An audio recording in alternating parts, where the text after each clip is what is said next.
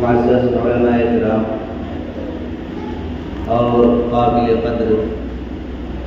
میرے محترم بزرگوں اور عزیز ساتھیوں، میں تہہ دل سے آپ تمام حضرات کا، مسلیان کا اور مسجد کے ذمہ داران کا، اہل تنظیم کے ایک فرد ہونے کے حیثیت سے میں آپ حضرات کا بےحد ممنون و مشکور ہوں کہ آپ حضرات نے جلسے کے انعقاد کے لیے آپ حضرات نے اجازت بھی دی، اور ممکن ہے کہ اپنی استعداد اور صلاحیت کے مطابق جو بھی کوشش کی ہوگی اللہ تعالیٰ اس کا ثمرہ اور بدلہ اور اجر عطا فرمائے۔ میرے محترم بزرگوں اور عزیز ساتھیوں، جیسا کہ آپ حضرات نے اشتہار کے ذریعے سے معلوم ہو چکا ہوگا کہ اہل تنظیم نے مشورے سے جو عنوان طے کیا ہے وہ سیدنا عثمان غنی رضی اللہ تعالیٰ عنہ کے ذات اقدس ہے، اور عثمان غنی رضی اللہ تعالیٰ عنہ کا تذکرہ یا دیگر اصحاب کرام رضوان اللہ تعالیٰ علیہ اجمعین کا تذکرہ باعث سعادت ہے، زیادت ایمان کا سبب ہے، اور ہمارے ایمان کے ترقی کا اور اعمال صالحہ کے ترقی کا ذریعہ ہے۔ ان حضرات کا ذکر خیر وقتاً فوقتاً ہمارے سامنے ہونی چاہیے، یہ ان کے ذریعے سے، حضرات صحابہ کرام کے ذریعے سے اسلام کو پروان چڑھا، اور اسلام کو اللہ رب العزت نے ان کے ذریعے سے پھیلایا۔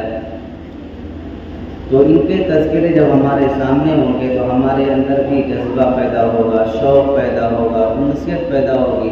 اور اپنی زندگی سے اور ان حضرات کی زندگی سے تھوڑا سا اگر ہم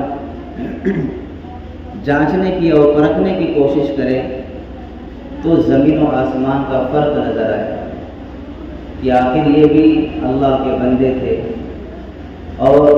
امت کے ایک فرد تھے، ہم بھی اللہ کے بندے ہیں، امت کے ایک فرد ہیں، لیکن ہماری سوچ میں، ہمارے عمل میں، ہمارے خیالات میں زمین و آسمان کا فرق ملتا ہے۔ اس لیے میرے عزیزوں، ان جلسوں کا جو مقصد ہوتا ہے وہ یہی ہے کہ ہماری زندگیاں تبدیل ہو جائیں، مین مقصد یہی ہے، ورنہ کوئی واہوائی، کوئی شہرت مقصود ہے ہی نہیں۔ ان جلسوں کا مقصد، ان تقریروں کا مقصد، ان بھاگ دوڑ کا مقصد بس یہی ہے کہ ہماری زندگیاں تبدیل ہو جائیں،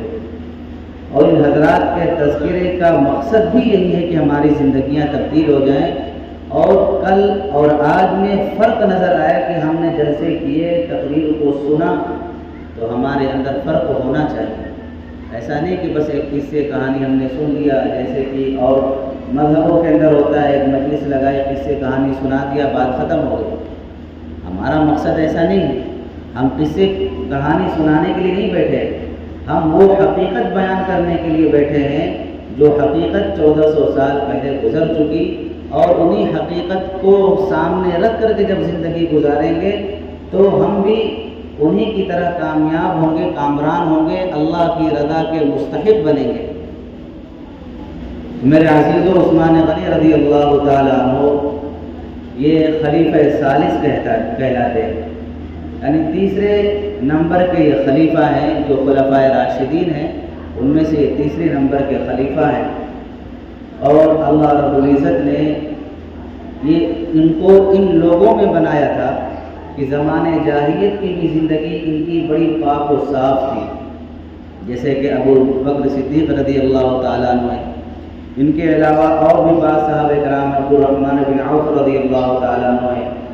عثمان غنی رضی اللہ تعالیٰ عنہ، یہ ان حضرات میں سے تھے کہ زمانے جاہلیت کے اندر جب اسلام ابھی نہیں آیا تھا تب بھی ان کی زندگی پاک صاف تھی۔ یہ خود کہتے ہیں کہ میں زمانے جاہلیت کے اندر نہ کبھی زنا کے قریب گیا، اور نہ ہی جھوٹ فساد کی طرف گیا، اور نہ ہی شراب کی طرف گیا، اور نہ ہی گانے بجانے کی طرف میں گیا۔ حالانکہ زمانے جاہلیت کے اندر زنا بھی عام تھا، شراب بھی عام تھی، گانا بجانا بھی عام تھا۔ یہ تین برائیاں بالکل شباب پر تھیں، بالکل عروج پر تھی، اور بہت زیادہ لوگوں کے گھٹیوں کے اندر، لوگوں کی زندگیوں کے اندر یہ پڑی ہوئی تھی۔ لیکن زمانے جاہلیت کے اندر بھی یہ ان خرافات سے دور تھے، شراب کبھی نہیں پیا۔ بہت سے حضرات تھے شراب پیتے تھے، اسلام قبول کر لینے کے بعد جب منع ہوئی شراب تو چھوڑ دیا۔ لیکن یہ ان لوگوں میں سے تھے کہ کبھی بھی شراب نہیں پیا، اس کو برا سمجھتے تھے، کبھی زنا نہیں کیا، کبھی گانا بجانا نہیں سنا، اس کے قریب تک نہیں گئے۔ ان کی زندگی بالکل سادہ تھی، لیکن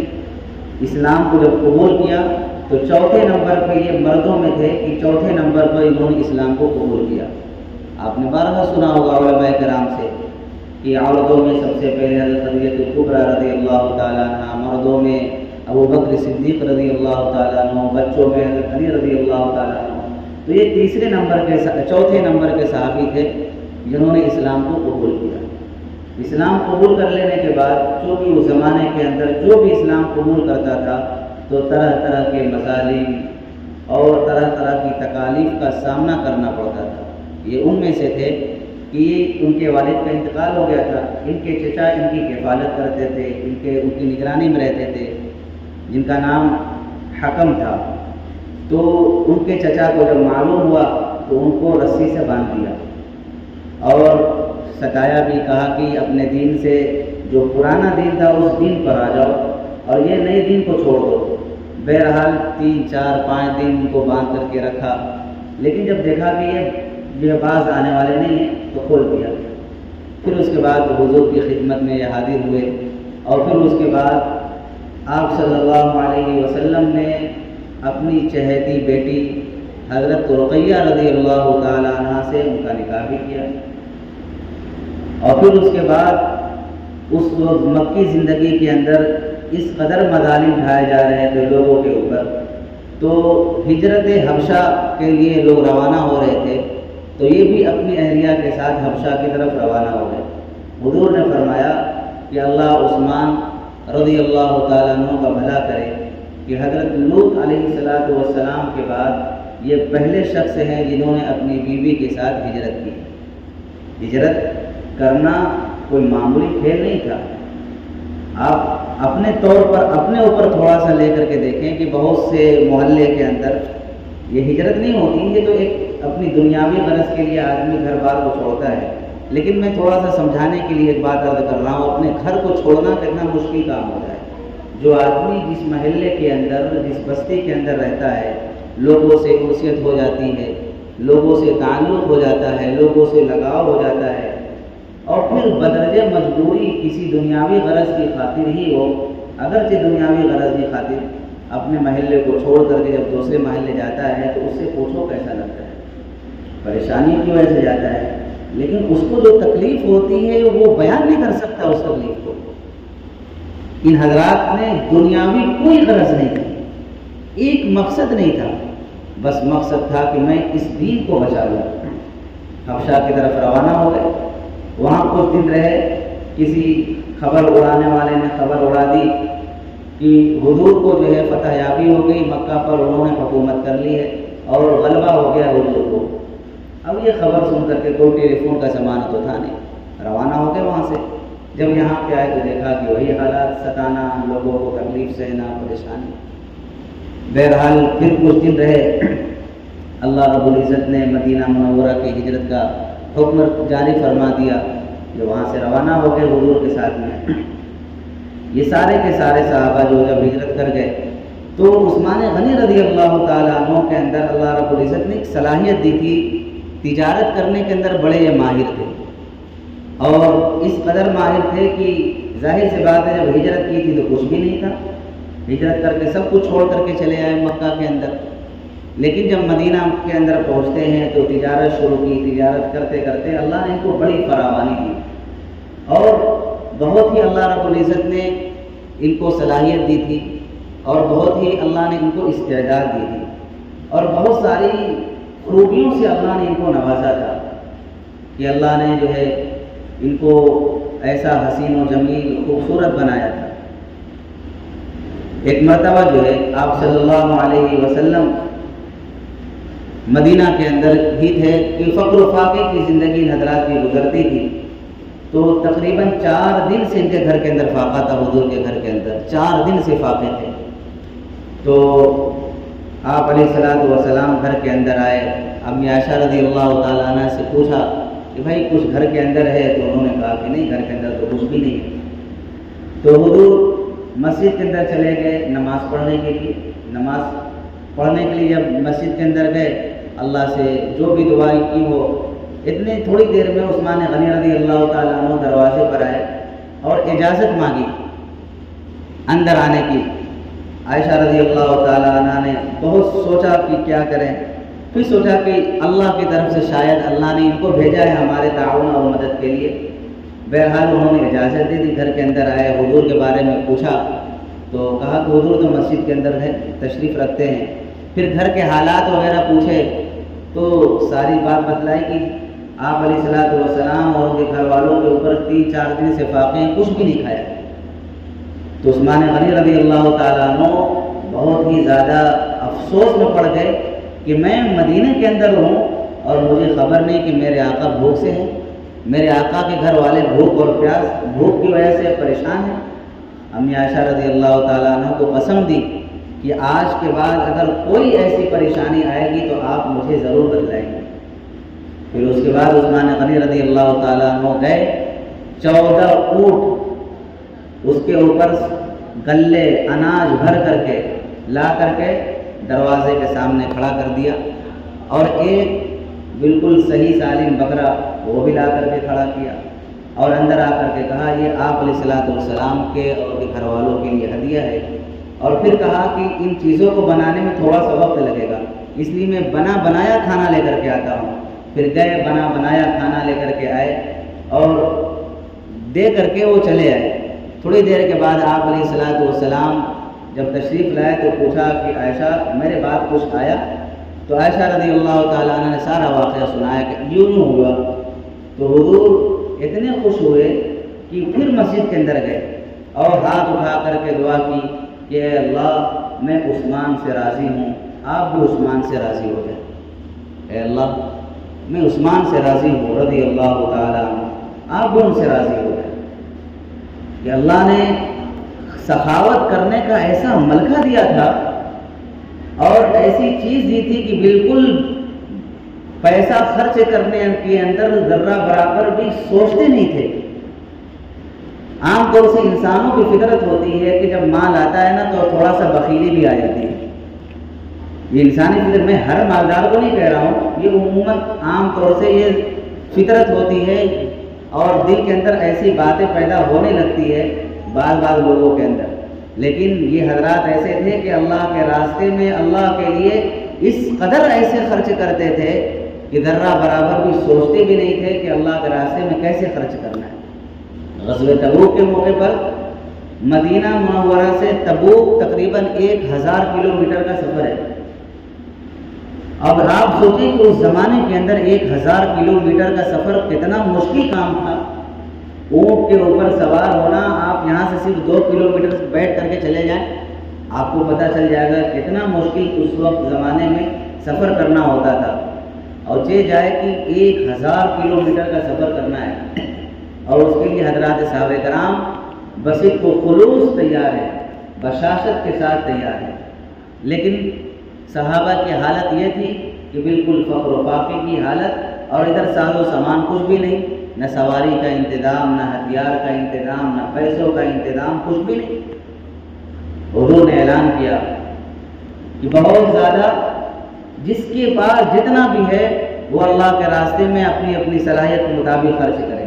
ابوبکر صدیق رضی اللہ تعالیٰ عنہ نے اسی موقع پر سارا مال گھر کا لے کر کے جا کر کے حضور کی خدمت میں پیش کر دیا۔ عمر رضی اللہ تعالیٰ عنہ آدھا سامان لے کر کے چلے گئے۔ پھر اس کے بعد اللہ کے رسول علیہ السلام نے ترغیب دی تو عثمان غنی رضی اللہ تعالیٰ عنہ کھڑے ہوئے اور کہا کہ 100 اونٹ ماں ساز و سامان کے، ماں غلے کے اناج کے اور ماں پیسوں کے اللہ کے راستے میں۔ حضور بہت خوش ہوئے۔ پھر اس کے بعد حضور نے اور ترغیب دی حضور نے اور ترغیب دی۔ پھر عثمان غنی رضی اللہ تعالیٰ عنہ کھڑے ہوئے اور کہا کہ اللہ کے راستے میں 100 اونٹ اور مع ساز و سامان کے، اور پھر 1000 دینار یا 100 دینار اللہ کے راستے میں وہ بھی۔ اس وقت جو ہے آپ علیہ الصلوۃ والسلام ایسے موقع پر جب کہ پیسوں کی سخت ترین ضرورت تھی، عثمان غنی رضی اللہ تعالیٰ عنہ کے مال سے اتنی تقویت ملی اور اتنی مدد ملی مسلمانوں کو کہ حضور اتنے خوش ہوئے کہ حضور نے کہا کہ آج کے بعد اگر عثمان کوئی بھی عمل نہ کرے، یعنی کوئی نیک عمل یا کوئی گناہ کا کام بھی اگر سرزد کسی طریقے سے اگر نعوذ باللہ یا اس طریقے سے ہو جائے تو وہ ان کو نقصان نہیں پہنچائے۔ یعنی اتنا اس قدر سخاوت اللہ کے راستے میں کہ ذرہ برابر بھی سوچتے نہ تھے۔ ایک مرتبہ مدینے کے اندر قحط پڑ گیا تو، اور ایسا قحط تھا کہ بالکل فقر و فاقے کی تنگی، لوگ پریشان۔ تو اس زمانے کے اندر غالباً حضرت ابوبکر صدیق رضی اللہ تعالیٰ عنہ تھے۔ انہوں نے کہا کہ اللہ کل صبح سے پہلے انشاءاللہ مسئلے کو حل فرما دے گا۔ تو ملک شام سے تجارتی ان کا قافلہ آتا تھا۔ 1000 اونٹ ماس غلے کے اناج کے بھرا ہوا تھا۔ 1000 اونٹ کوئی معمولی نہیں، پورا اناج سے بھرا ہوا ہے۔ مدینے کے اندر جب وہ آیا ہے تو سارے لوگ دیکھ کر کے ہکا بکا رہ گئے۔ تو جو مدینے کے جو تاجر تھے عثمان غنی رضی اللہ تعالیٰ عنہ کی خدمت میں آئے اور اس مال کو، اس اناج کو خریدنے کی خواہش ظاہر کی۔ عثمان غنی رضی اللہ تعالیٰ عنہ نے ان کو اپنے گھر میں بلایا، اندر بیٹھایا، کہا کہ یہ بتاؤ اس مال کی کیا ریٹ تم لگاتے ہو؟ ان لوگوں نے کہا کہ 10 کا 12، یعنی 10 روپے کی چیز ہم 12 میں لیں گے۔ عثمان غنی رضی اللہ تعالیٰ نے کہا کہ یہ تھوڑا ہے۔ تو کچھ لوگوں نے کہا کہ ہم 10 کی چیز 14 میں لیں گے۔ تو انہوں نے کہا کہ یہ بھی تھوڑا ہے اور بڑھاؤ۔ تو کسی نے کہا کہ بس 10 کی چیز ہم 15 کی لیں گے، یہ آخری ہے۔ عثمان غنی رضی اللہ تعالیٰ نے کہا کہ تم میں سے کوئی ایسا بھی ہے جو 1 روپے کی چیز 10 میں لے؟ کہا کہ نہیں، یہ آخری ریٹ ہے، اس سے زیادہ کوئی دینے والا نہیں۔ اب ایسے موقع پر آپ ذرا سوچیں، عام طور سے ہمارے اندر بھی یہ خرافات آ جاتا ہے کہ جب مندے کا دن ہو یا پھر تنگی کا زمانہ ہو تو بہت سے لوگ مال کو روک کر کے رکھتے ہیں۔ ہمارا چونکہ ساڑیوں کا کاروبار ہے، ہمیں زیادہ یہ بات سمجھ میں نہیں آئے گی۔ تو جو حضرات کھیتی باڑی والے لوگ ہوتے ہیں، عام طور سے ان حضرات کے یہاں ایسا ہوتا ہے کہ سامان کو روک کر کے رکھتے ہیں، اس لیے جس زمانے کے اندر بہت زیادہ اس کی قیمت بڑھے گی اس میں ہم فروخت کریں گے اس کو، بھلے سے لوگ تنگی میں رہیں، پریشانی میں رہیں۔ تو ایسے لوگوں کا بھی ذہن ہوتا ہے۔ تو وہ تجار، وہ تاجر عثمان غنی رضی اللہ تعالیٰ عنہ سے وہ مال خرید کر کے مہنگے میں بیچنا چاہتے تھے غالباً، لیکن عثمان غنی رضی اللہ تعالیٰ عنہ نے کہا کہ تم میں سے کوئی ایسا بھی ہے جو 1 کی چیز 10 میں خریدے؟ کہا کہ نہیں بھائی، ایسا تو کوئی نہیں ہے، اتنی مہنگی چیز کون خریدے گا؟ عثمان غنی رضی اللہ تعالیٰ نے کہا کہ تم سب گواہ رہنا۔ ان کا اشارہ اس طرف تھا کہ اللہ رب العزت نے اس کو 1 کی چیز 10 میں خریدنے کا وعدہ کیا ہے، اور 1 روپیہ خرچ کرو گے 10 روپیہ 10 نیکی اللہ بڑھا کر کے دینے کا وعدہ کیا ہے۔ من جاء بالحسنۃ فلہ 10 امثالها، جو 1 روپیہ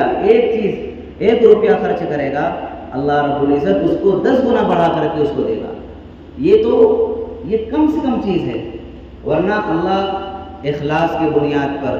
اور اخلاص جتنا بھی ہوگا تو آگے اللہ نے اور جو فرمایا واللہ یضاعف لمن یشاء، اللہ اس ثواب کے اندر جس قدر چاہے گا اور اضافہ کرتا رہے گا۔ یہ تو کم سے کم درجے کی چیز ہے کہ 1 کا 10 ملنا ہے، یہ تو فائنل ہے۔ لیکن اگر اخلاص اور بھی زیادہ ہوا تو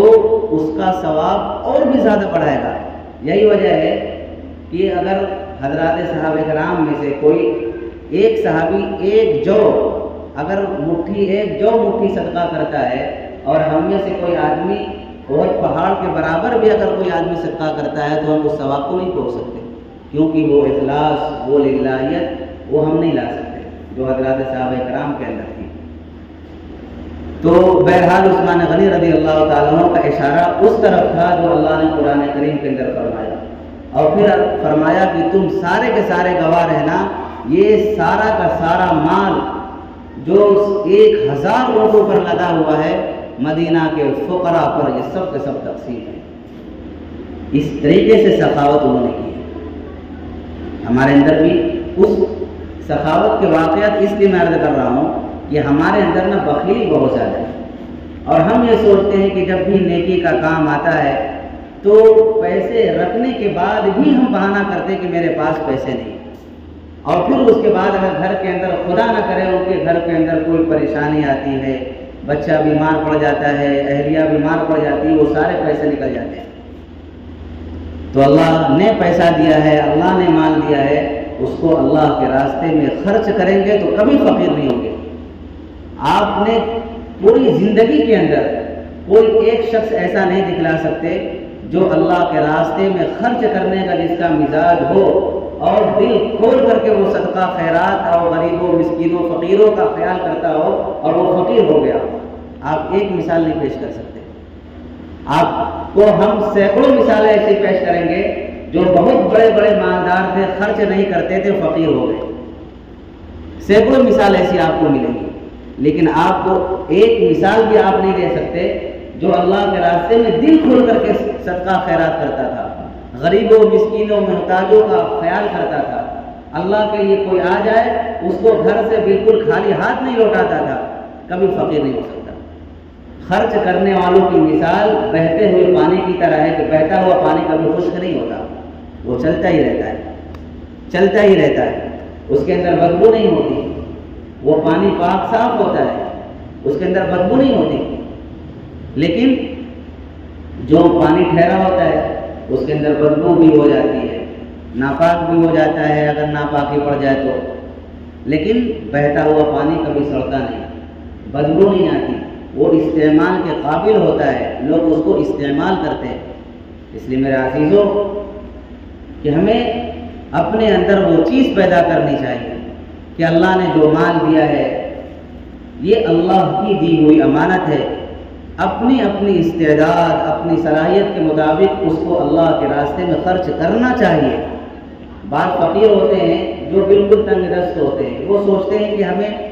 تو بس لینا ہے، دینا نہیں ہے، حالانکہ حضور نے فرمایا کہ تم صدقہ کرو اگرچہ خشک کھجور کے ذریعے سے ہی کیوں نہ ہو، مطلب بتلا دیا کہ تم تھوڑی سی بھی رقم اگر تمہارے پاس ہے تو اس کے ذریعے سے بھی صدقہ کر کے جو حاجت ہے اللہ کو راضی کرنے کی وہ کرنا چاہیے۔ تو آدمی کتنی ہی پریشان ہے، اس عمل کو ہمیں کرنا چاہیے۔ اللہ کے راستے میں خیرات ہے، صدقات ہے، اور نفلی جو کام ہے وہ بھی اللہ کے راستے میں دینی چاہیے۔ عثمان غنی رضی اللہ تعالیٰ عنہ کے سخاوت کے بہت سارے واقعات ہیں۔ اس کے علاوہ عثمان غنی رضی اللہ تعالیٰ عنہ کے اندر ایک بہت بڑی خوبی یہ تھی کہ ان کے اندر ایمان کا جو ایک اہم شعبہ ہے، الحیاء شعبۃ من الایمان، یہ حیا ایمان کا اہم شعبہ ہے، اہم حصہ ہے، یہ ان کے اندر کوٹ کر کے بھرا ہوا ہے۔ ایک مرتبہ آپ علیہ الصلوۃ والسلام گھر کے اندر تشریف فرما تھے، اور اس حضرت ابوبکر صدیق رضی اللہ تعالیٰ عنہ نے آنے کی اجازت مانگی، حضور نے اجازت دے دی، وہ آ کر کے بیٹھ گئے۔ حضور کے پاؤں کا کچھ حصہ کھلا ہوا تھا، اور حضرت عائشہ رضی اللہ تعالیٰ عنہ بھی پیچھے بیٹھی ہوئی تھی۔ اتنے میں حضرت عمر فاروق رضی اللہ تعالیٰ عنہ آئے، وہ بھی اجازت لے کر کے بیٹھ گئے، اور ایک اور صحابی سعد بن وقاص یا ایک اور صحابی آئے، غالباً نام ذہن سے نکل رہا ہے، وہ آئے، وہ بھی اجازت لے کر کے بیٹھ گئے۔ تھوڑی دیر میں حضرت عثمان غنی رضی اللہ تعالیٰ عنہ نے اجازت مانگی تو حضور اٹھ کر کے بیٹھ گئے، اور وہ پاؤں کا جو حصہ وہ سطر نہیں تھا، وہ عام ہی پاؤں تھا جو سطر کے علاوہ تھا، تو حضور نے اس پاؤں کے کھلے ہوئے حصے کو ڈھانپ لیا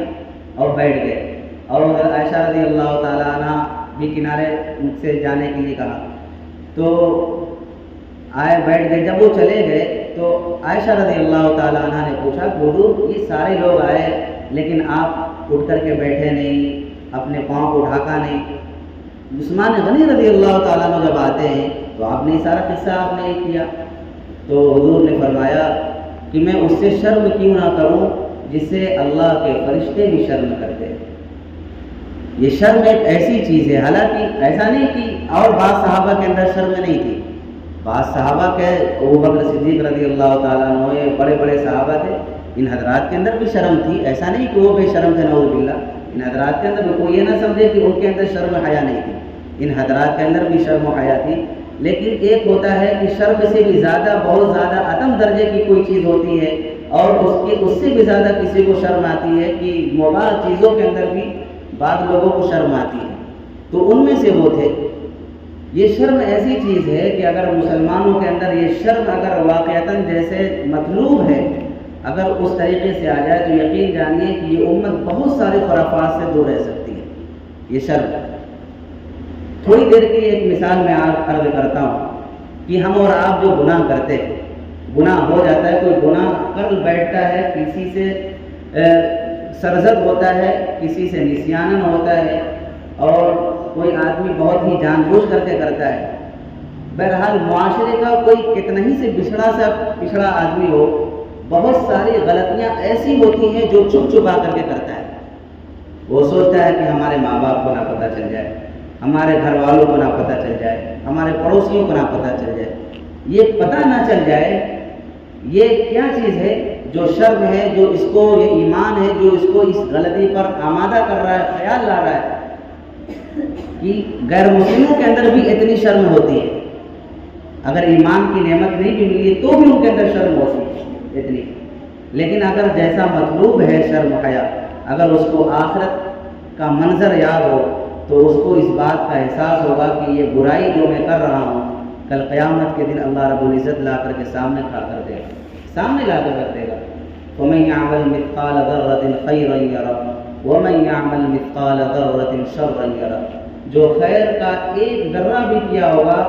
وہ اس کو دیکھے گا کل قیامت کے دن، جو شر کا برائیوں کا ایک ذرہ چھوٹا سا چھوٹا بھی کام کیا ہوگا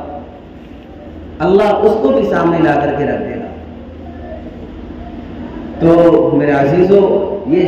ہم رات کی تنہائیوں کے اندر فلمیں دیکھ رہے ہیں یا پھر اور ایسی برائیوں کو دیکھ رہے ہیں، ایسی برائیوں کو کر رہے ہیں کہ جس سے ہم یہ سوچتے ہیں کہ ہمارے ماں باپ نہیں دیکھیں گے۔ آج کل موبائلوں کا زمانہ ہے، کمرہ بند کیا، اکیلے تنہائی میں دیکھ رہے ہیں، چاہے وہ گندی چیزیں دیکھ رہے ہیں، چاہے وہ ایسے ہی نارمل ہی فلم دیکھ رہے ہیں یا کوئی ایسی چیز دیکھ رہے ہیں، لیکن کبھی نہیں ہمارے دل کے اندر خیال آتا کہ کل قیامت کے دن تمام اولین تمام حاضرین جمع ہوں گے اور ایک ایک کا نام لے کر کے پکارا جائے گا، وہ فلانے ادھر آؤ، اور ساری خطاؤں کو، ساری چیزوں کو سب کے سامنے اوپن کیا جائے گا، سب کے سامنے کھلا جائے گا۔ اس زمانے اس وقت کے بارے میں ہم نہیں سوچتے، اس کے بارے میں بھی سوچے۔ ہمارا ایمان ہے مر کر کے ہمیں زندہ ہونا ہے، مر کر کے ہمیں اللہ کے سامنے کھڑے ہونا ہے، مر کر کے اللہ کے سامنے ساری چیزوں کا حساب دینا ہے۔ تو میرے عزیزو، یہ شرم و حیا جو چیز ہے، اس کے بارے میں یہ ایمان کا ایک اہم ترین حصہ ہے۔ شرم آ جائے تو کوئی آدمی چوری نہ کرے، شرم آ جائے تو کوئی آدمی زنا نہ کرے، شرم آ جائے تو کوئی آدمی بدنظری نہ کرے، شرم و حیا آ جائے تو آدمی گندے فلمیں یا اس طریقے کی فلمیں، جو بھی فلمیں ہیں وہ فلمیں نہ دیکھے، جو چھپ چھپا کر کے گانے بجانے سن لیتا ہے وہ نہ کرے، کیونکہ کل قیامت کے دن اللہ سب کے سامنے ان برائیوں کو، ان خطاؤں کو لا کر کے سامنے رکھ دے گا۔ اس کے بارے میں ہمارے دل کے اندر استحضار ہونا چاہیے۔ عثمان غنی رضی اللہ تعالیٰ عنہ جب قبر کے پاس سے گزرتے یا قبر کا خیال آیا تھا تو اتنا روتے کہ ان کی داڑھی مبارک تر ہو جائے۔ یہ کون ہیں؟ یہ وہ ہیں جن کو آپ علیہ الصلوۃ والسلام نے تقریباً 9 یا 11 مرتبہ دنیا کے اندر جنت کی بشارت دی۔ یہ وہ ہیں، یہ وہ شخص ہیں جن کو جنت کی بشارت مل چکی ہے، اور قبر کا خیال آتا ہے تو اس قدر روتے ہیں کہ داڑھی مبارک تر ہو جاتی ہے۔ یہ وہ ہیں جو رات بھر نماز پڑھتے ہیں، یہ وہ ہیں جو تہجد کے اندر ایک ایک قرآن ختم کر دیتے ہیں، یہ وہ ہیں جب اللہ کے نبی دنیا سے رخصت ہوئے تو اللہ ان سے وہ راضی ہو کر کے گئے۔ اللہ ان سے راضی تھا، جنت کی بشارتیں تھیں، لیکن قبر کا خوف اس قدر تھا کہ داڑھی مبارک تر ہو جا رہی۔ کیا پیغام ہے ہم لوگوں کے لیے؟ کسی نے پوچھا کہ آپ قبر کا تذکرہ ہوتا ہے، قبر کا خیال آتا ہے تو اس قدر ہوتے ہیں؟ کہا کہ میں نے اپنے حضور سے سنا ہے کہ قبر آخرت کی منزلوں میں سب سے پہلی منزل ہے۔ اگر یہاں پہ آدمی پھنس گیا تو باقی ساری منزلیں اس کے لیے تنگ کر دی جائیں گی، ساری منزلوں پر وہ پھنستا ہوا چلا جائے۔ اگر یہاں پہ پار ہو گیا تو باقی منزلیں بھی اس کے لیے آسان ہو جاتی ہیں۔ آج ہماری بے حسی اس قدر ہے، اس امت کی بے حسی اس قدر ہے کہ آدمی جنازے کو لے کر کے جا رہا ہوتا ہے، پھر بھی اس کو ذرہ برابر بھی خیال نہیں آتا کہ میں اپنے کندھے پر جنازہ لے کر کے جا رہا ہوں، ایک دن میرا بھی آئے گا، لوگ مجھے کندھے پر لے کر کے جائیں گے، اور پتہ نہیں لوگ مجھے کندھا بھی دے پائیں گے یا نہیں دے پائیں گے، پتہ نہیں کہاں موت ہوگی، لیکن ذرہ برابر بھی موت کا خیال نہیں آتا۔ قبرستان پر آپ جب جائیں گے دیکھیں گے کہ 4 آدمی ادھر کھڑے ہیں، 4 آدمی ادھر، 5 آدمی ادھر کھڑے ہیں، اور چند لوگ قبر کے پاس کھڑے ہو کر کے تماشائی بنے ہوئے ہیں اور وہاں پہ جو ہے منظر دیکھ رہے ہیں، پھر بھی احساس نہیں ہوتا۔ دنیا کی باتیں قبرستان پر جا کر کے ہو رہی ہے، کوئی ادھر کر رہا ہے، کوئی ادھر کر رہا ہے، کوئی ادھر کر رہا ہے۔ میں نے اپنی آنکھوں سے خود دیکھا، آپ نے بھی دیکھا ہوگا کہ بعض لوگ ایسے ہوتے ہیں جن سے ہنسی مذاق بہت زیادہ ہوتی ہے۔ عین قبر کے پاس جہاں پہ قبر کھدی ہوئی ہے، جہاں پہ لوگ بھیڑ لگا کر کے کھڑے ہوئے ہیں، وہاں پہ بھی لوگ مذاقاً ہنسی مذاق اور دھکا مکی کر رہے ہیں وہاں پہ۔ میں نے خود اپنی آنکھوں سے دیکھی بتائی بات، اتنی بے حسی آ گئی، اتنا ایمان ہمارا سلب ہو چکا، اتنا ڈر اور خوف ہمارے دلوں سے نکل گیا کہ قبر سامنے ہے، مردہ سامنے ہے، اور پھر اس کے بعد بھی ہمیں ہنسی مذاق سوچ رہی۔ اور ایک وہ شخص ہے جن کو جنت کی بشارت ملی ہوئی ہے، جنت کی خوشخبری ملی ہوئی ہے، اللہ کی رضا کا پروانہ ملا ہوا ہے، وَكُلًّا وَعَدَ اللَّهُ الْحُسْنَى کے اندر شامل ہے، رضی اللہ عنہم ورضوا عنہ کے اندر شامل ہے، اس کے باوجود حال یہ ہماری بے حسی ہے۔ اس پر رونے کی بات ہے۔ آپ جب قبرستان پر جائیں تو رونے کی ضرورت ہے، فکر کی ضرورت ہے۔ میرے نبی نے فرمایا قبرستان جایا کرو، اس سے موت کی یاد تازہ ہوتی ہے۔ یہاں پہ موت کی یاد تازہ کیا ہوگی کہ ہمارے ذہنوں کے اندر جتنے خرافات ہیں وہ قبرستان پر تازہ ہوتے ہیں۔ یہ ہماری حال میرے عزیزوں، بہت زیادہ رونے کی ضرورت ہے، آنسو بہانے کی ضرورت ہے کہ ہمارے ایمان، ہمارے اعمال کہاں چلے گئے، کتنی دوری پیدا ہوگی آخرت سے، اور کتنے دور ہم ہو گئے اللہ سے کہ مرنا سب کو ہے۔ آئے دن ہم خبریں سنتے ہیں کہ ارے فلاں صاحب تھے، اچانک ان کا انتقال ہو گیا، اور تعجب میں ہم پڑھتے رہے، ابھی تو میرے ساتھ بیٹھ کر کے چائے پی رہے تھے، ابھی تو کل ان سے ملاقات ہوئی تھی، لیکن اس موت پر بھی اس آدمی کو احساس نہیں ہوتا کہ اللہ کبھی بھی بلا سکتا ہے۔ لا يستأخرون ساعة ولا يستقدمون۔ میرے عزیزوں، اس سے عبرت حاصل کرنا چاہیے۔ واقعہ سنانے کا مقصد قصے کہانی نہیں، میں نے شروع میں کہا تھا اللہ مجھے بھی عمل کی توفیق دے۔ یہ وہ حضرات تھے کہ اللہ سے ڈرتے تھے، اللہ کا خوف تھا دلوں کے اندر۔ میرے عزیزوں، یہ وہ حضرات تھے کہ اللہ کی عبادت کے اندر مصروف رہتے تھے، مشغول رہتے تھے۔ جب خلافت کا زمانہ آیا تو زمانہ خلافت کے اندر بھی یہ نوافل کا بہت کثرت سے اہتمام، قرآن کی تلاوت کا بہت کثرت سے اہتمام۔ ان کا خود کہنا ہے کہ قرآن پڑھنے سے جس مومن کا دل نہ بھرے تو سمجھ لو کہ اس نے ایمان کی حلاوت نہیں پائی اور اس کے دل کے اندر ایمان راسخ نہیں ہوا۔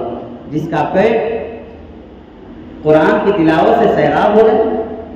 کہ ہمارا یہ حال ہے کہ ہم قرآن برسہ برس رمضان کے اندر تھوڑی بہت تلاوت کر لیتے ہیں، یا کہیں جو ہے پڑھائی کسی کا انتقال ہو جاتا ہے تو بلوا آ جاتا ہے وہاں پہ چلے جاتے ہیں، بس یہی قرآن خوانی میں تھوڑا بہت جو ہم پڑھ لیتے ہیں۔ میرے عزیزوں، کیا صرف قرآن خوانی کے لیے قرآن کریم کو بنایا گیا تھا؟ قرآن وہ کتاب ہے کہ ہمیں روزانہ تلاوت اس کی کرنی چاہیے۔ یہ حضرات قرآن سے کبھی سیراب نہیں ہوتے تھے، پیٹ ہی نہیں بھرتا تھا، جیسے ہمارا کھانے سے پیٹ نہیں بھرتا کہ ہم اگر رات میں ہم نے کھایا ہے تو صبح کے لیے سوچتے ہیں کہ صبح یہ کھائیں گے، صبح کھایا ہے تو دوپہر کے بارے میں فکر مند رہتے ہیں کہ یہ پکنا ہے، یہ ہمیں کھانا ہے یا دوپہر کو کھانا ہے۔ لیکن یہ حضرات ہے کہ قرآن پڑھ کر کے کبھی سیرابی نہیں ملتی تھی، پڑھتے ہی رہتے رات میں اللہ کے لیے قرآن پڑھ کر کے اللہ کو راضی کرنے والے عمل کرتے تھے۔ تو ہم ارادہ کریں کہ تھوڑا ہی بہت صحیح قرآن کی ہم تلاوت کریں گے، یہ اللہ کا کلام ہے، اس کا چھونا بھی عبادت ہے، اس کا دیکھنا بھی عبادت ہے، اس کا پڑھنا بھی عبادت ہے۔ بہت محروم ہے وہ شخص جو قرآن کی تلاوت نہیں کرتا، بہت محروم شخص ہے وہ ہے۔ آپ اپنا معمول بنائیں، آپ دیکھیں تو صحیح برکتیں کس طرح آتی ہیں، برکتیں گھروں کے اندر آئیں گی کس طریقے سے۔ نہ ہم قرآن کی تلاوت کرتے ہیں، گھر کے اندر بس تاخچے میں رکھا گیا قرآن، عورتیں بیچاری تھوڑا بہت پڑھ لی، ورنہ ہمیں تو فرصت نہیں ملتی، موبائل چلانے سے یا کام کرنے سے فرصت نہیں ملتی۔ اللہ کا کلام ہے، اس کو ادب کے ساتھ پڑھیں، پڑھنا نہیں آتا عالم سے، کسی اچھے حافظ سے اس کو پڑھیں، پڑھنا سیکھیں، اس کو دیکھ کر کے پڑھیں، بہت بڑی سعادت کی بات ہے۔ اللہ اتنی برکتیں دے گا کہ ہم سوچ بھی نہیں سکتے۔ نماز کے اندر آپ جب قرآن پڑھنے کے لیے کھڑے ہوں تو کوشش کیا کریں کہ نفل کے اندر لمبی لمبی رکعتیں کیا کریں، کبھی کبھی اللہ سے دھیان لگا کر کے، لو لگا کر کے لمبی لمبی نماز پڑھنے کی عادت ڈالیں۔ آپ تو ہم کیا ہوتا ہے ہمارے یہاں کہ ہم بس جلدی بس عشاء کی نماز پڑھ لے آئے، مغرب کی پڑھ لے آئے، بس جلدی بھائی ٹھیک ہے، کام کی مصروفیت بھی ہمیں ہوتی ہے، لیکن کم سے کم ایک وقت کچھ ایسا بنائیں کہ ہم 2 رکعت تو کم سے کم بالکل تھوڑی سی لمبی نماز پڑھیں، ورنہ ہر نماز کو شاید ہم لمبی نہ پڑھ سکیں، لیکن کم سے کم مشق کریں 2 رکعت سے، 2 رکعت تھوڑی سی لمبی پڑھیں، پھر دھیرے دھیرے مشق کرتے کرتے اگر اللہ اور مزید توفیق دے، دھیان لگنے لگے، من لگنے لگے تو اور اضافہ فرما دے، لیکن تھوڑا سے صحیح شروع کریں۔ آپ کو 10 صورتیں یاد ہیں، آپ جو ہے 10 صورتوں کو 2 رکعت کے اندر پڑھ لیں، کوئی مسئلہ نہیں۔ نفل کے اندر آپ 10 صورتوں کو 2 رکعت کے اندر پڑھیں، علم تر کیف سے پڑھنا شروع کریں، ایک سورہ ختم ہوئی آپ رکوع نہ کریں، لیلاف شروع کر دیں، آپ کی ایک سورہ ختم، لیلاف ختم ہوئی، رکوع نہ کریں، ارأیت الذی شروع کر دیں،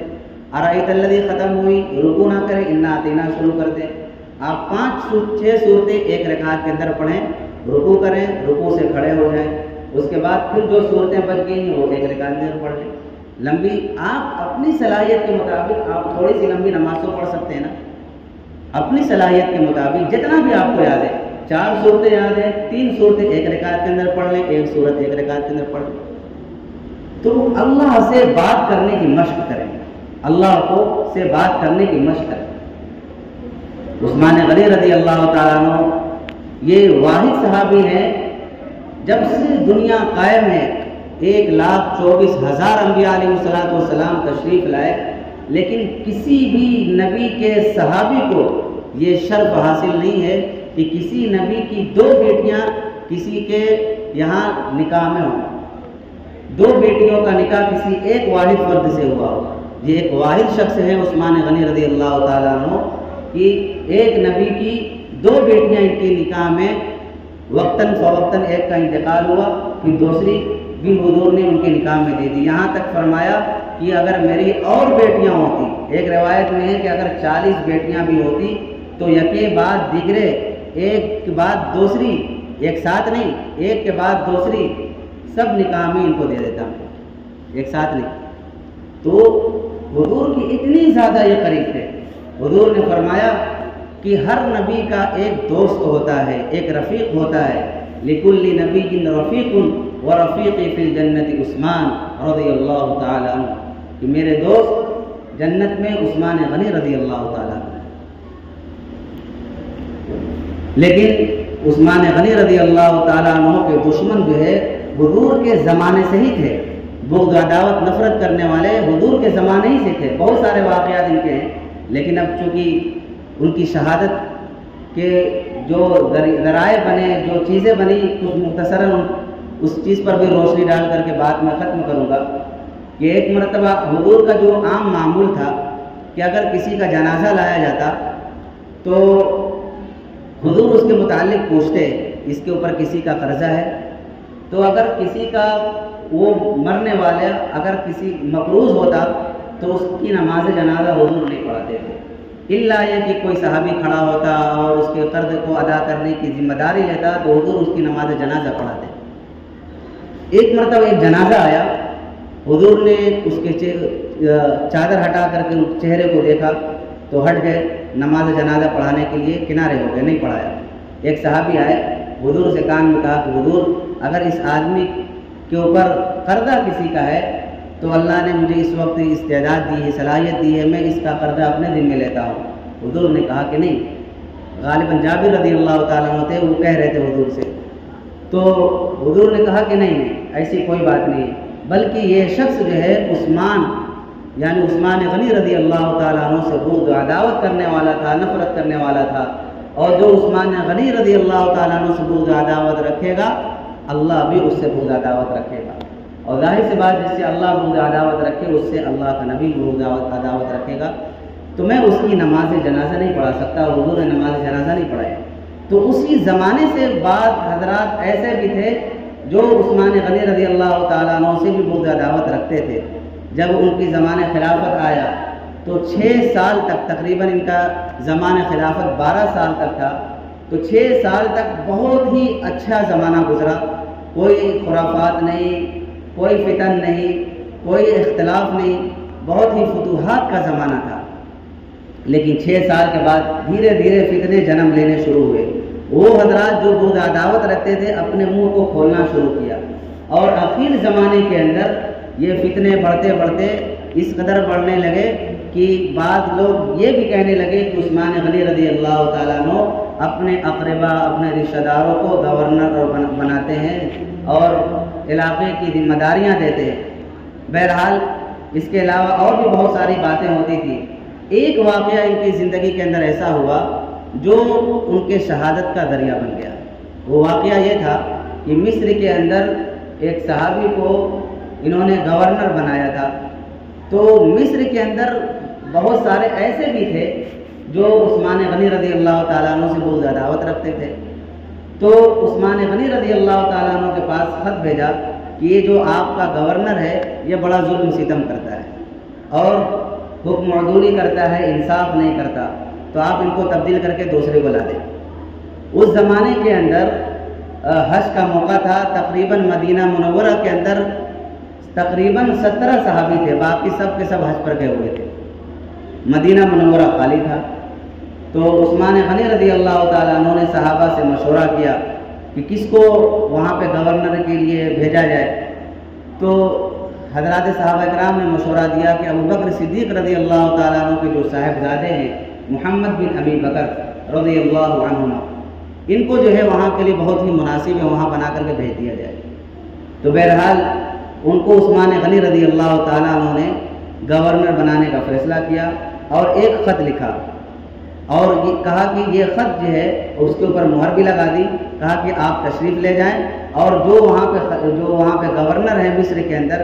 آپ ان کی جگہ لے لیں اور ان کو میرے پاس بھیج دیں۔ تو محمد بن ابی بکر رضی اللہ عنہما نے سوچا کہ اکیلے جائیں گے تو پتہ نہیں بات بنے گی کہ نہیں بنے گی، مناسب ہوگا کہ نہیں، اپنے ساتھ چند صحابہ کو لیا تو روانہ ہو گئے۔ روانہ ہوتے ہوئے راستے میں جاتے جاتے اونٹ کا سفر تھا، تو ایک جگہ پڑاؤ ڈالا۔ پڑاؤ ڈالنے کے بعد جو ہے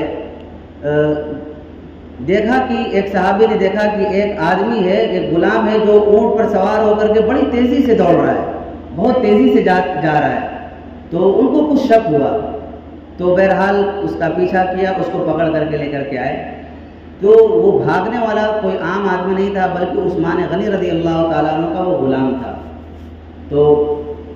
جانے کی وجہ پوچھی، کہاں جا رہے ہو؟ کہا کہ مصر جا رہے ہیں۔ کس لیے جا رہے ہو؟ بس ادھر گول گول بات کی تو ان حضرات کو شک ہوا، سامان کی تلاشی لی۔ سامان کی تلاشی جب لی تو اس کے اندر ایک خط ملا، اور وہ خط کس کی طرف سے تھا؟ اس کے اندر جو لکھا تھا وہ خط عثمان غنی رضی اللہ تعالیٰ عنہ کی طرف سے تھا، اور اس کے اوپر عثمان غنی رضی اللہ تعالیٰ عنہ کی مہر بھی لگی تھی۔ گھوڑا اونٹ بھی کس کا؟ عثمان غنی رضی اللہ تعالیٰ عنہ کا۔ غلام بھی عثمان غنی رضی اللہ تعالیٰ عنہ کا، مہر بھی عثمان غنی رضی اللہ تعالیٰ عنہ کی۔ یہ حضرات بڑے چوکنا ہو گئے، بڑے متفکر ہوئے۔ ان حضرات نے مشورہ کیا کہ دال میں کچھ کالا ہے، بات سمجھ میں نہیں آ رہی ہے، ہمیں مصر نہ جا کر کے مدینہ منورہ چلتے ہیں۔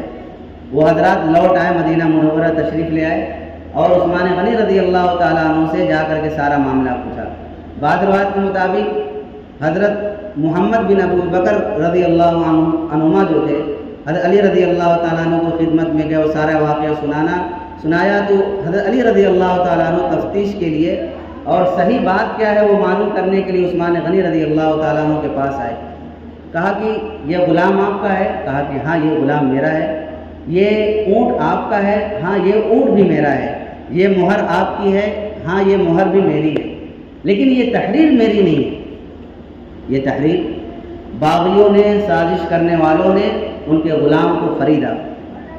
اور خریدنے کے بعد کس طریقے سے سازش رچائی کہ ان کی مہر کو بھی اس پر لگوا دیا اور ایک تحریر ان کی طرف سے جو ہے جاری کر دیا۔ اور اس تحریر کے اندر کیا تھا؟ اس تحریر کے اندر یہ تھا کہ میں ایک محمد بن ابی بکر کو تمہارے پاس بھیج رہا ہوں اور جب یہ تمہارے پاس پہنچے تو تم ان کو قتل کر دینا اور اپنے کام کو اچھی طریقے سے انجام دیتے رہنا۔ تو یہ بتائیے کتنی بڑی سازش تھی۔ وہ محمد بن ابی بکر رضی اللہ تعالیٰ عنہ کہہ رہے ہیں کہ آپ تو ایک طرف مجھے گورنر بنانے کے لیے بھیج رہے ہیں اور ایک طرف آپ مجھے قتل کرانے کے لیے دوسری طرف جو ہے ایک خط جاری کر رہے ہیں۔ تو یہ بات سمجھ میں نہیں آتی۔ تو اس زمانے کے اندر جو بھی حضرات صحابہ کرام تھے عثمان غنی رضی اللہ تعالیٰ عنہ کی سچائی سے اور ان کی سیرت سے اور ان کی باتوں سے متفق ہو گئے، ذرہ برابر بھی کوئی شک نہیں ہوا۔ لیکن تھوڑا بہت ان کو تردد تھا۔ حضرت محمد بن ابی بکر رضی اللہ تعالیٰ عنہ کے دل کے اندر کچھ نہ کچھ تردد تھا، ان کے دل کے اندر پوری بات نکلی نہیں، کچھ نہ کچھ تردد تھا۔ بہرحال لیکن جو باغی تھے، جو سازش کرنے والے تھے، ان کو ایک بہت اہم موقع ملا اور اس موقع کو غنیمت جان کر کے ان کے گھر کا محاصرہ کر لیا۔ اور جو اس وقت جو حضرات صحابہ کرام تھے، خصوصاً حضرت علی رضی اللہ تعالیٰ عنہ تھے اور بھی ان کے علاوہ جو ہے اور بھی جو صحابی رسول تھے، تو عثمان غنی رضی اللہ تعالیٰ عنہ سے انہوں نے آ کر کے عرض کیا کہ آپ اگر اجازت دیں تو ان کی تعداد کچھ بھی نہیں، ہم ان کو ہٹا دیں، کنارے کر دیں۔ لیکن عثمان غنی رضی اللہ تعالیٰ عنہ نے کہا کہ میں یہ نہیں چاہتا کہ میری وجہ سے شہر رسول کے اندر خون بہے اور خرافات ہو، لڑائی جھگڑے ہو، میں یہ نہیں چاہتا۔ یعنی میرے اوپر اگر ظلم ستم کرنا یہ چاہ رہے ہیں اور میرے اوپر چڑھائی کرنا چاہ رہے ہیں تو یہ میرا معاملہ ہے، اس کو میرے اوپر چھوڑ دو۔ لیکن ان حضرات کا یہ کہنا تھا کہ آپ یا تو خلیفہ سے دستبردار ہو جائیں، آپ خلافت کو چھوڑ دیں، یا تو پھر جو ہے آپ اپنے جرم کو قبول کریں کہ آپ جو ہے یہ سازش رچی تھی، یعنی کہ محمد بن ابی بکر رضی اللہ عنہ کو آپ قتل کرانے کی سازش کر رہے ہیں۔ لیکن جب انہوں نے کیا ہی نہیں تو پھر جرم قبول کرنے کا کوئی مطلب نہیں۔ لیکن حضرت ایک سوال یہ پیدا ہوتا ہے، بہت سے لوگوں کے ذہن کے اندر یہ خیال پیدا ہوتا ہے، جب صحابی رسول اس وقت موجود تھے تو پھر عثمان غنی رضی اللہ تعالیٰ عنہ کیسے شہید ہو گئے، کیسے ان کو شہید کر دیا گیا؟ تو سب سے بڑی وجہ یہی ہے کہ عثمان غنی رضی اللہ تعالیٰ عنہ نے بہت ہی سختی کے ساتھ منع کیا تھا کہ بالکل میری وجہ سے کوئی لڑائی جھگڑا نہ ہو، کوئی خرافات نہ ہو، کوئی خون نہ بہے۔ لیکن اس کے باوجود بھی ان حضرات کے اوپر سختی تھی، انہوں نے اپنی اولادوں کو بھیجا تاکہ عثمان غنی رضی اللہ تعالیٰ عنہ کی نگرانی کرے، ان کی دیکھ بھال کرے۔ یعنی حضرت علی رضی اللہ تعالیٰ عنہ نے اپنے دونوں صاحبزادے حضرت حسن اور حضرت حسین رضی اللہ تعالیٰ عنہ کو بھیجا کہ جا کر کے نگرانی کریں، کڑی نگرانی کریں۔ اور اسی طریقے سے اور بھی دیگر صحابی رسول نے اپنے طلحہ رضی اللہ تعالیٰ عنہ نے بھی اپنے صاحبزادوں کو بھیجا، زبیر رضی اللہ تعالیٰ عنہ نے بھی اپنے صاحبزادوں کو بھیجا کہ نگرانی کریں کہ یہ شریر جو ہے اور فتنہ ور جو ہیں، یہ بلوائی جو ہیں، یہ عثمان غنی رضی اللہ تعالیٰ عنہ کو نقصان نہ پہنچائے۔ بہرحال 3 دن کا زمانہ ایسا گزر گیا کہ بالکل ان کے گھر کے اندر پانی تک نہیں پہنچا اور پانی پینے کی کوئی بھی چیز نہیں تھی۔ تو عثمان غنی رضی اللہ تعالیٰ عنہ اپنے چھت پر سے آواز لگائی کہ فلانے ہیں، تو معلوم ہوا کہ وہ نہیں ہے۔ آخر میں کہا کہ علی ہیں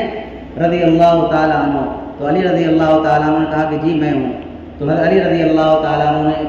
سے مخاطب ہو کر کے کہا کہ میں وہ شخص ہوں جب مدینہ منورہ کے اندر لوگ آئے تھے تو ان کے پانی پینے کے لیے میں نے بیر معونہ کا انتظام کیا تھا،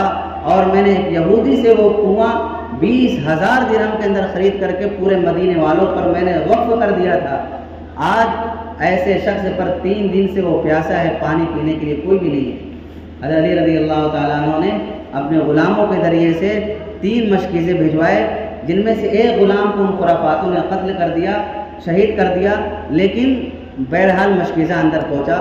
اور پھر اس کے بعد انہوں نے پانی پیا۔ 40 دن کا گھر کا محاصرہ تھا، 40 دن کا، گھر کے اندر اناج نہیں، غلے نہیں، کھانے پینے کی چیزیں نہیں، لیکن عثمان غنی رضی اللہ تعالیٰ عنہ نے،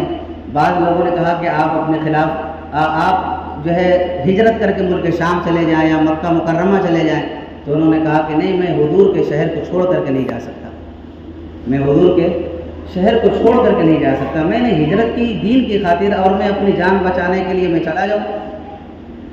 پھر کسی نے کہا کہ آپ اپنی خلافت کو چھوڑ دیں، تو انہوں نے کہا کہ نہیں، حضور نے کہا تھا تمہیں ایک لباس پہنایا جائے گا، اور پھر اس لباس کو اتارنے کی کوشش کی جائے گی، تم اس لباس کو اتارنا نہیں۔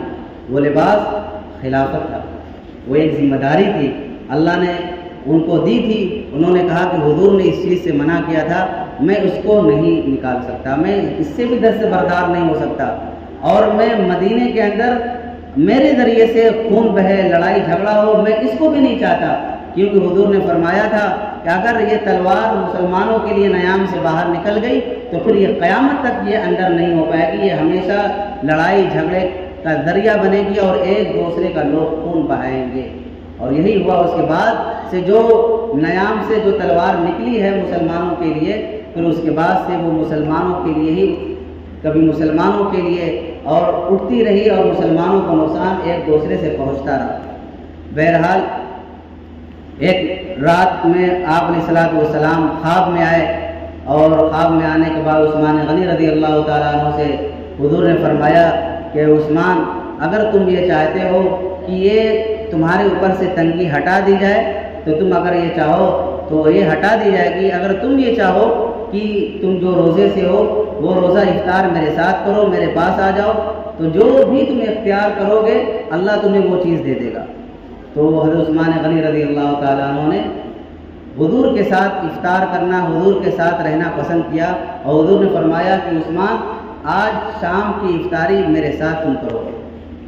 تو عثمان غنی رضی اللہ تعالیٰ عنہ کو بشارت مل گئی کہ ہمیں اب شہید کر دیا جائے گا، اور حضور نے اپنی زندگی کے اندر بھی بشارت دی تھی۔ جو پہاڑ پر چڑھ رہے تھے، ایک پہاڑ پر چڑھ رہے تھے اور پہاڑ ہلنے لگا تھا، تو اس حضور کے ساتھ میں حضرت ابوبکر صدیق رضی اللہ تعالیٰ عنہ تھے، اور حضرت عمر اور حضرت عثمان غنی رضی اللہ تعالیٰ عنہ تھے۔ تو جب پہاڑ ہلنے لگا تو حضور نے پہاڑ کو پاؤں مار کر کے، ایڑی مار کر کے کہا کہ پہاڑ ٹھہر جا، کہ تمہارے اوپر ایک نبی اور ایک صدیق اور 2 شہید ہیں، یعنی 2 شہید سے مراد عمر فاروق اور عثمان غنی رضی اللہ تعالیٰ عنہ کی ذات اقدس کی۔ بہرحال جب محاصرہ تنگ ہو گیا، حضور نے بشارتیں دے دی، تقریباً 40 دن کا زمانہ گزرا، کہ جب ان حضرات نے دیکھا کہ ہم دروازے کے راستے سے جا نہیں سکتے، تو دیوار پھاند کر کے کسی خفیہ راستے سے وہ پھلانگ لگا کر کے 3-4 آدمی اندر داخل ہو گئے۔ ان میں سے محمد بن ابی بکر رضی اللہ تعالیٰ عنہ بھی تھے، جن کو گورنر بنانے کے لیے عثمان غنی رضی اللہ تعالیٰ عنہ نے روانہ کیا تھا۔ بہرحال عثمان غنی رضی اللہ تعالیٰ عنہ کے پاس آیا، اور بلند آواز سے اور تھوڑا سا خلاف ادب انداز میں انہوں نے گفتگو کرنی شروع کی۔ تو حضرت عثمان غنی رضی اللہ تعالیٰ عنہ نے کہا کہ میرے بھتیجے، بیٹے، کیا تمہارے والد اگر زندہ ہوتے تو تمہارے والد اس چیز کو پسند کرتے کہ تم اس طریقے سے میرے ساتھ گفتگو کر رہے؟ یہ بات ان کے دل پر لگی، کہ صحابی رسول تھے وہ، اور ایک جلیل القدر صحابی کے بیٹے بھی تھے، ظاہر سی بات خون کے اندر وہ چیز تو تھی۔ تو فوراً دور ہٹ گئے، اور دور ہٹنے کے بعد وہاں سے بالکل گھر سے نکل گئے، باہر چلے گئے، اور اس قتل کے اندر وہ بالکل بھی شریک نہیں تھے، اس قتل کے اندر بالکل بھی وہ شریک نہیں تھے۔ بعض لوگ یہ افواہ اڑاتے ہیں، ان کو الزام لگاتے ہیں کہ عثمان غنی رضی اللہ تعالیٰ عنہ کی شہادت کے اندر محمد بن ابی بکر رضی اللہ تعالیٰ عنہ بھی تھے۔ یہ بات بالکل بھی جھوٹ ہے، بالکل سراسر غلط ہے، کیونکہ جو عثمان غنی رضی اللہ تعالیٰ عنہ کی اہلیہ محترمہ تھی حضرت نائلہ رضی اللہ تعالیٰ عنہ، وہ خود گواہی دیتی ہیں کہ اس شہادت کے اندر ان کا کوئی بھی ہاتھ نہیں تھا، وہ چلے گئے تھے۔ اور عثمان غنی رضی اللہ تعالیٰ عنہ کی شہادت میں کسی ایک صحابی کا بھی ہاتھ نہیں تھا، یہ سب کے سب باہر کے لوگ تھے اور نئے لوگ تھے جو صحابی رسول نہیں تھے، اگرچہ ظاہراً کلمہ پڑھنے والے تھے، لیکن عثمان غنی رضی اللہ تعالیٰ عنہ کے ان فضائل کو، ان مناقب کو، اور حضور کے رشتے کو، اور حضور سے جو تعلقات تھے، حضور کے جو دعائیں تھیں، حضور کی جو بشارتیں تھیں، ان سب کو بالائے طاق رکھ کر کے اپنے بغض و عداوت اور اپنے نفرت کی بھڑاس کو آگے رکھتے ہوئے اور عثمان غنی رضی اللہ تعالیٰ عنہ کو شہید کر ڈالا۔ اور جب شہید کیا تو عثمان غنی رضی اللہ تعالیٰ عنہ کا خون قرآن کریم کی وہ تلاوت کر رہے تھے، اور تلاوت کرتے کرتے جس آیت کے اوپر خون کا جو چھینٹا پڑا ہے وہ فَسَيَكْفِيكَهُمُ اللَّهُ وَهُوَ السَّمِيعُ الْعَلِيمُ کی آیت تھی کہ اللہ اس کے اندر فرماتا ہے کہ فَسَيَكْفِيكَهُمُ اللَّهُ، اللہ ان کے لیے کافی ہے اور اللہ سننے والا ہے، جاننے والا ہے۔ تو آدمی جہاں بھی مرتا ہے اس کے اعمال کی گواہی، وہ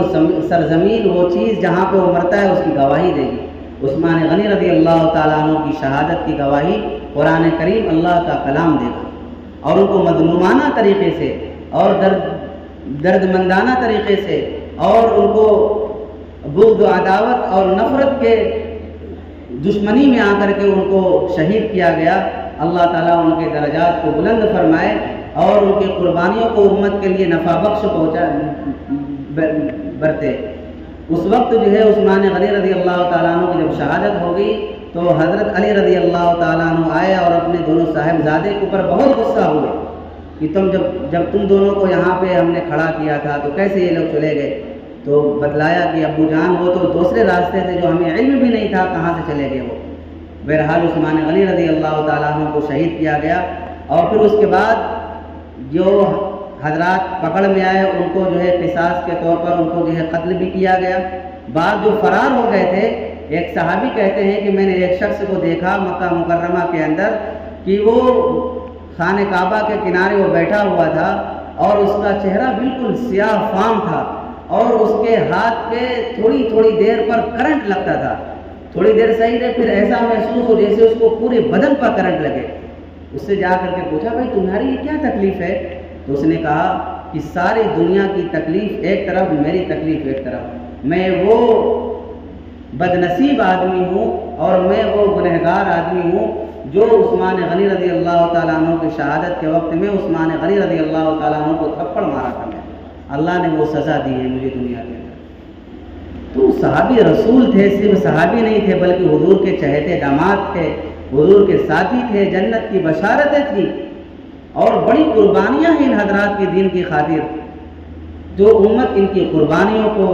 اور ان کے رونے کو، ان کی عبادات کو، ان کی سخاوت کو، ان کی تعلیمات کو اور ان کے سارے مشن کو کبھی فراموش نہیں کر سکتی، اس لیے ان کے تذکروں کو کرنا چاہیے، سننا چاہیے اور اپنی زندگی کا جائزہ لینا چاہیے۔ یہ وہ حضرات ہیں جن کو بشارتیں ملی ہیں، جن کو خوشخبریاں ملی ہیں جنت کی، یہاں تک ملی کہ اگر عثمان کچھ بھی نہ کرے آج کے بعد ان کو کوئی عمل نقصان نہیں پہنچا گی، یہ ساری بشارتیں۔ اس کے باوجود یہ رونا، یہ دھونا، یہ فکریں، اور ہمارا نہ اللہ کے سامنے کبھی بیٹھ کر کے آنسو بہانا ہوتا ہے، نہ اللہ کے سامنے رونا گڑ گڑانا ہوتا ہے، نہ اپنے اعمال کو درست کرنے کی کوئی فکر ہوتی ہے۔ میرے عزیزو، ہم سب اپنے عمل کا جائزہ لیں، اپنے اعمال کا جائزہ لیں۔ بس کبھی کبھی ہم جو ہے نماز پڑھ لیا، کبھی کوئی پابندی سے نماز پڑھا تو وہ ہماری نمازوں کا حال بھی ہر نمازی جانتا ہے کہ نماز پڑھتے ہوئے بھی اللہ کا خیال نہیں آتا، کہ ہر آدمی سوچتا ہے کس طریقے سے 2 رکعت پڑھیں اور نکل لیں۔ اور یہ حضرات تھے کہ ایک ایک رکعت کے اندر بسا اوقات پورے قرآن کی تلاوت کر لیا کرتے تھے۔ قرآن سے ایسا شغف، ایسا لگاؤ، تو ہمیں بھی کم سے کم شوق پیدا ہونا چاہیے، جذبہ پیدا ہونا چاہیے کہ ان حضرات کے نقش قدم پر ہم بھی چلیں گے، اور ان حضرات کے دھول کے برابر بھی ہم نہیں ہو سکتے، یقیناً نہیں ہو سکتے، لیکن بات سننے کے بعد جو جذبہ پیدا ہو، اللہ سے دعا بھی کریں کہ اللہ میں نے زندگی کے اندر بہت سارے گناہ کیے، اے اللہ میرے ان گناہوں کو معاف فرما دے، اے اللہ تو مجھ سے راضی ہو جا۔ اے اللہ میں نے چھپ کر کے جو گناہ کیے، کمروں کے اندر جو گناہ کیے، موبائل کے ذریعے سے جو گناہ کیے، آنکھوں کے ذریعے سے جو گناہ کیے، ہاتھ پاؤں کے ذریعے سے جو گناہ کیے، اے کریم اللہ تو اسے معاف فرما دے۔ آج سے میں ارادہ کرتا ہوں کہ اللہ میں تیری مرضیات کے مطابق زندگی گزاروں گا۔ توبہ ٹوٹ جائے، آدمی کی توبہ ٹوٹ جاتی ہے، کبھی ٹوٹ جائے پھر توبہ کرو، پھر ٹوٹ جائے پھر توبہ کرو۔ اللہ نے تو توبہ اسی لیے بنایا ہی ہے، اور کب تک توبہ کا دروازہ کھلا رہے گا؟ جب تک کہ ہماری اپنی ذاتی زندگی جو ہے بالکل گرگرے کی حالت نہ ہو جائے، سانس جس کو اکھڑ نہ جائے، جس کو بولتے ہیں سانس اکھڑ نہ جائے، موت کے فرشتوں کو ہم دیکھ نہ لیں، یہ سمجھ لیں جب تک توبہ کا دروازہ کھلا رہتا ہے۔ موت کے فرشتوں نے ہمیں جب جکڑا اور روح نکالنی شروع کی تو حلق کے اندر ایک کیفیت طاری ہوتی ہے، ایک آواز نکلتی ہے جس کو گرگرے کی کیفیت، گرگرے کی آواز بولتے ہیں۔ جب وہ حالت ہو گئی، نشے کی حالت جب ہو گئی تو توبہ نہیں، اس سے پہلے تو اللہ نے توبے کے دروازہ کھول رکھا ہے، لیکن اس کا یہ مطلب نہیں کہ ہم اس کو ٹالتے رہیں۔ پتہ نہیں آج رات میں سوئے کل صبح نصیب ہو نہ ہو، اس لیے میرے عزیزو ہم توبہ استغفار کریں۔ ہمارے اوپر جو حالات ہیں، پریشانیاں ہیں کاروبار کو لے کر کے، اس کے اوپر یہ اللہ کی طرف سے آزمائشیں ہیں۔ ہر آدمی کے اوپر ایک بھوک سوار ہے، ایک فکر سوار ہے کہ ہم کیسے پلیں گے، ہمارا حال کیا ہوگا۔ بلکہ ایمان والوں کا یہ ایمان ہونا چاہیے کہ اگر آسمان فولاد کا ہو جائے اور زمین تانبے کی ہو جائے، آسمان سے ایک قطرہ بارش کا نہ برسے، زمین سے دانے کا ایک اناج بھی نہ ہوگے، پھر بھی ایمان والا یہ کہے کہ اللہ آج بھی مجھے پالنے پر قادر ہے، اللہ آج بھی مجھے پالے گا، اللہ مجھے بھوکا نہیں رہ سکتا۔ یطلب الرزق کما یطلب الاجل، آدمی کا رزق اس کو ایسے تلاش کرتا ہے جیسے آدمی کو موت تلاش کرتی ہے۔ اور فإنما يدركون الموت ولو كنتم في بروج مشيدة، کہ موت کے بارے میں فرمایا اللہ رب العزت نے کہ مضبوط قلعے کے اندر بھی اگر آدمی محفوظ رہے گا تو بھی موت آ کر کے رہے گی۔ ہر آدمی مضبوط قلعے کے اندر بھی ہو، بند کمرے کے اندر بھی ہو، اس کے مقدر کا رزق ہوگا، وہ پہنچائے گا اللہ۔ تو میرے عزیزو، فقر و فاقے کے لیے تو ہمیں سوچنا، اور رزق کے لیے اتنا سوچنا، اور اس کے لیے اتنی زیادہ متفکر ہو جانا کہ آدمی اتنا ٹینشن میں ہوتا ہے۔ کتنے لوگوں نے مجھ سے کہا مولوی صاحب اتنی ٹینشن رہتی ہے کہ رات میں نیند نہیں لگتی۔ یہ ایمان کی سب سے بڑی کمزوری کی علامت ہے۔ ابھی میں نے واقعہ چند سنایا، یہ حضرات 3 دن 4 دن فاقے سے رہتے تھے۔ آپ بتائیں کہ ہم میں سے کوئی گھر ایسا ہے کہ جو ایک دن کا بھی فاقہ کیا ہو اور اس کے گھر میں ایک بسکٹ کھانے کا پیسہ نہ ہو؟ کوئی ایسا گھر آپ بتا سکتے ہیں؟ شاید ڈھونڈنے سے نہ ملے آپ کو۔ اللہ کا بہت بڑا احسان ہمارے اوپر اب بھی ہے، اس لیے میرے عزیزو اللہ کا سب سے پہلے شکر ادا کریں ان پریشانیوں کے زمانے کے اندر۔ باقی ہاتھ پیر مارنا کاروبار کے لیے بالکل آپ ہاتھ پیر مارتے رہیں، اس کے لیے شریعت نے منع نہیں کیا۔ آپ ہر وہ جائز طریقہ اپنائیں، کوئی دقت کی بات نہیں، لیکن اس کے لیے ٹینشن میں آ کر کے ساری چیز کو چھوڑ دیں، یہ نہیں ہو سکتا، یہ مناسب چیز نہیں۔ اس لیے میرے عزیزو ہم اللہ کے لیے صدقہ خیرات، اللہ کے راستے میں آگے بڑھیں، اپنے جان کے ذریعے سے، اپنے مال کے ذریعے سے، اپنے وقت کے ذریعے سے، ہر طریقے سے اللہ کے لیے سپرد ہو جائیں، اور انشاءاللہ اللہ ہمیں اتنا آگے بڑھائے گا کہ ہم سوچ بھی نہیں سکتے۔ اعمال صالحہ کریں، اللہ رزق کے اندر بڑی برکت دے گا، وسعت دے گا۔ کبھی ہم فاقے کے اوپر مریں گے نہیں انشاءاللہ، اللہ نے ذمہ داری لی ہے۔ وَمَا مِن دَابَّةٍ فِي الْأَرْضِ إِلَّا عَلَى اللَّهِ رِزْقُهَا، اللہ نے ہر چلنے پھرنے، رینگنے چلنے والے، اڑنے والے درندے پرندے، انسان جنات، سب کی اللہ نے ذمہ داری لی ہے۔ اللہ بھوکا نہیں مارے گا انشاءاللہ، ہمارا اللہ پر ایمان ہے، ہونا بھی چاہیے۔ اللہ تعالی ہم سب کو عمل کی توفیق عطا فرمائے، اللہ تعالی ہم سب کے جمع ہونے کو قبول فرمائے، اور وہ باتیں کہی گئی اللہ مجھے بھی اور آپ حضرات کو بھی اور اس پورے بنارس والوں کے لیے بھی جو ہے ان جلسوں کی برکات سے اللہ جو ہے ہماری ہدایت کے، ہمارے نسل کی ہدایت کے ذریعے فرمائے۔